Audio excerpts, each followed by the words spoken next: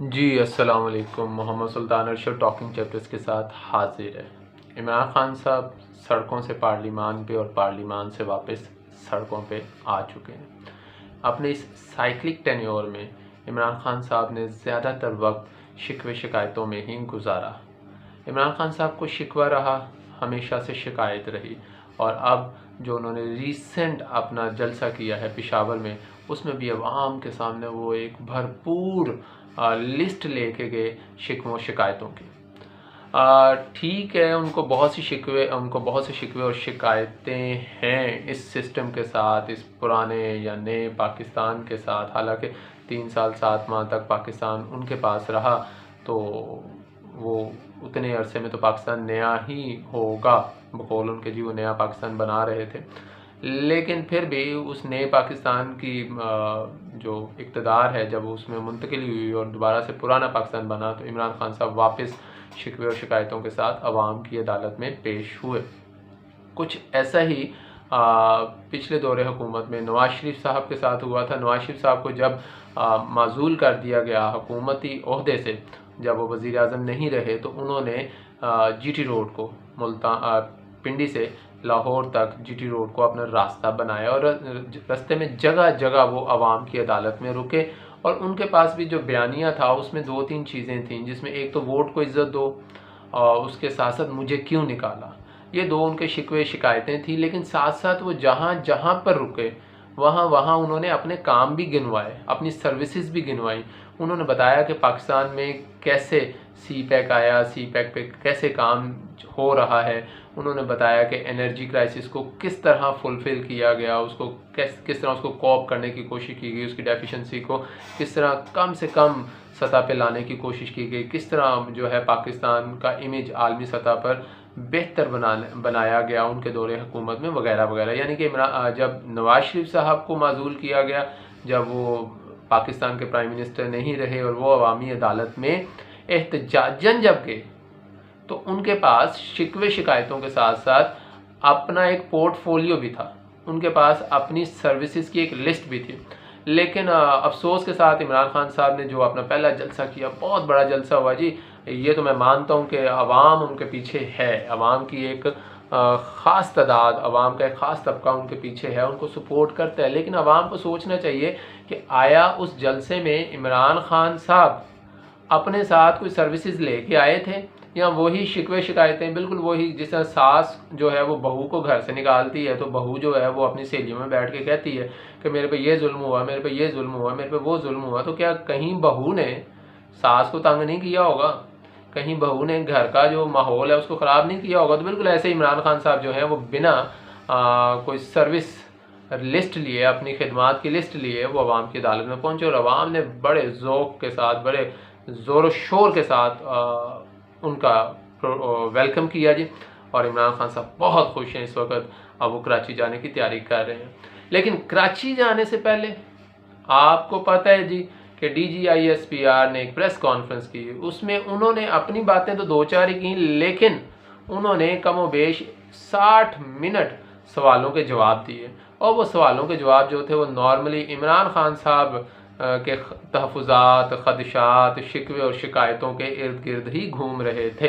अगर मैं कहूँ कि वो तमाम सहाफ़ी जो हैं इमरान खान साहब की ही बात कर रहे थे, उनका दुख दर्द ही बयान कर रहे थे, तो ये कहना बेजा नहीं होगा।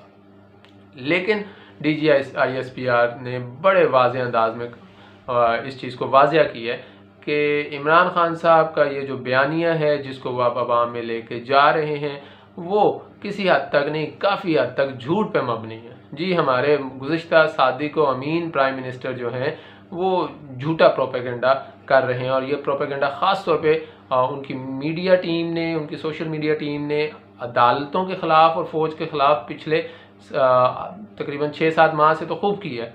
अब उन्होंने अवामी अदालत में आकर ख़ुद भी बात करना शुरू कर दिए जी। इमरान खान साहब के क्या शिकायत हैं जी, उनको क्या मसाइल हैं? सबसे पहले तो वो कहते हैं जी, जो रिजीम चेंज हुआ है, जो हुकूमती तख्ता उल्टा है, और एक इम्पोर्टेड गवर्नमेंट जो है वो पाकिस्तान में आई है, तो इसके पीछे अमेरिका की साजिश है। लेकिन DGISPR की अगर बात करें तो उन्होंने कहा जो नेशनल सिक्योरिटी कॉन्फ्रेंस हुई है, उसका जो इजलास हुआ, उसका जो एलामिया जारी किया गया, जो कि तमाम फ़रीक़ैन की मौजूदगी में जारी हुआ, जिसमें फ़ौज भी बहैसियत एक इकाई मौजूद थी, उस एलामिये में कहीं साजिश का जिक्र नहीं है।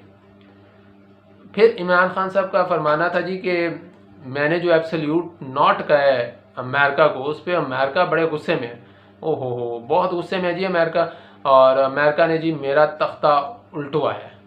अच्छा जी, तो जब DGISPR से पूछा गया तो DG साहब ने फरमाया कि जी अमेरिका ने तो कोई एयर स्पेस मांगी ही नहीं, अमेरिका ने तो कोई हवाई अड्डे मांगे ही नहीं, तो फिर एब्सोल्यूटली नॉट किस चक्कर में।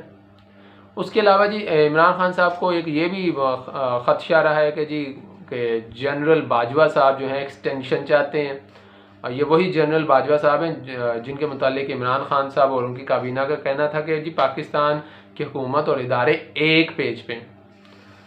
तो इस मुतालिक भी DG साहब का फरमाना था जी कि बिल्कुल नहीं, बाजवा साहब कोई एक्सटेंशन नहीं चाहते, और कभी इम्कान है कि अपने टाइम पे बाजवा साहब रिटायर हो जाएंगे और जो कमांड है वो आगे किसी और के सुपुर्द कर दी जाएगी।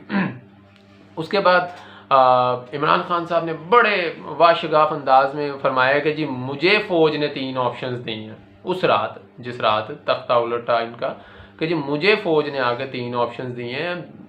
और दूसरी तरफ DG साहब फरमाते हैं ना जी ना, हमने कोई ऑप्शन नहीं दी हुकूमत को, हम न्यूट्रल हैं। बल्कि न्यूट्रल कहना तो एक आम सी बात है। वो फरमाते हैं कि जी हम गैर सियासी हैं, और मैं तो इस चीज़ से बड़ा खुश हूँ जी, जो मेरा ज़ाती तजर्बा है। मुशर्रफ तक अगर पाकिस्तान को हम देखें तो पाकिस्तान आमरों के ज़ेरे साया ही पला भरा है। पाकिस्तान की फ़ौज का ये ट्रेंड रहा है, इसमें कोई शक नहीं है कि पाकिस्तान में ज़रा सी कुछ ऊंचा होती थी तो फ़ौजी आमर जो है वो डंडा लेके आ जाता था। लेकिन मुशर्रफ के बाद जितनी भी कमांड लाइन आई है पाकिस्तान में, जिसमें मैं अक्सर कहता हूँ कि इसका सारा क्रेडिट जनरल कयानी को जाता है जिन्होंने ये बुनियाद रखी। उसके बाद राहेल साहब आए हैं, उसके बाद बाजवा साहब हैं। तो आर्मी बिल्कुल गैर सियासी हो चुकी है। अब आर्मी अगर गैर सियासी हो गई है तो पहली बात है आपको तो आर्मी से कोई ऑप्शन लेनी नहीं चाहिए, आर्मी के साथ ऐसी सिटिंग होनी नहीं चाहिए। लेकिन आर्मी का कहना है जी कि हमने कोई ऑप्शन नहीं दी, बल्कि हमें बुलाया गया था कि कुछ सालसी किरदार अदा किया जाए। तो भाई हमारे तो खुद सियासतदान आर्मी को गैर सियासी होने नहीं दे रहे। तो यहाँ पे भी एक झूठ जो है वो पकड़ा जाता है कि जी आर्मी शायद जो है वो कोई ऑप्शंस लेके आई थी। उसके अलावा DG साहब ने वाज़ेह तौर पे कहा जी कि इस रिजीम चेंज में आर्मी का कोई किरदार नहीं है, आर्मी की कोई ख्वाहिश नहीं है। आर्मी सिर्फ पाकिस्तान का एक इदारा है, एक रियासती इदारा है, गैर सियासी इदारा है। इस पर उन्होंने जोर दिया है, गैर सियासी इदारा है, और ये आइन के मुताबिक अपने फ़राइज़ अंजाम देता रहेगा, हुकूमत चाहे जिसकी भी हो। तो अगर आप वो प्रेस कॉन्फ्रेंस सुने और इमरान खान साहब के पिछले 4-6 महीने के बयानात सुने तो बिल्कुल कॉन्ट्राडिक्शन नज़र आती है जी दोनों चीज़ों में। तो इमरान खान साहब के सपोर्टर्स को और पाकिस्तान की आवाम को इस चीज़ को देखना चाहिए, इस चीज़ को परखना चाहिए कि रियासती इदारे रियासत के लिए काम कर रहे हैं। सियासतदान फिर भी सियासतदान हैं, वो कोई सा भी हो, इससे कोई गर्ज नहीं है, वो कोई सा भी हो, उसमें कहीं ना कहीं अपना मुफाद अपनी अना आ जाती है। लेकिन पाकिस्तान की जो आर्मी है ये एक इदारा है, रियासती इदारा है, बड़ा डिसिप्लिन्ड इदारा है, और इसका कमांड एंड कंट्रोल बड़ा ही शानदार है। ठीक है जी, तो इस पे तनकीद बेजा नहीं होनी चाहिए। हमें कोशिश करनी चाहिए कि आर्मी का जो मोराल है उसको डाउन ना करें फजूल बेवजह तनकीद करके। लेकिन अगर आप देखें कि DGISPR ने बड़ा टाइमली बड़ी अच्छी प्रेस कॉन्फ्रेंस की, बड़े अच्छे तरीके से तमाम सवालों को एड्रेस किया, और अगर कहा जाए कि उन्होंने इमरान खान साहब का मकू ठप दिया है, और वो जो अपना बयानिया लेके आए हैं वही शिकवे शिकायतों वाला, तो इसमें कोई शक नहीं होगा।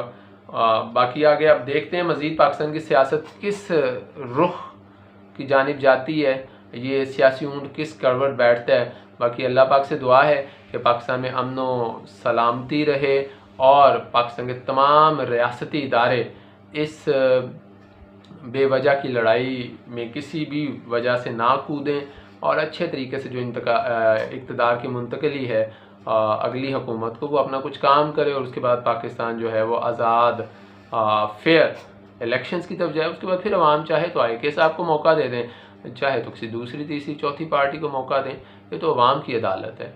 इसी नुक्ते पे जी अल्लाह हाफिज़, अपना बहुत सा ख्याल रखिएगा। इंशाल्लाह जल्द आप लोगों से फिर मुलाकात होगी। अल्लाह हाफिज़।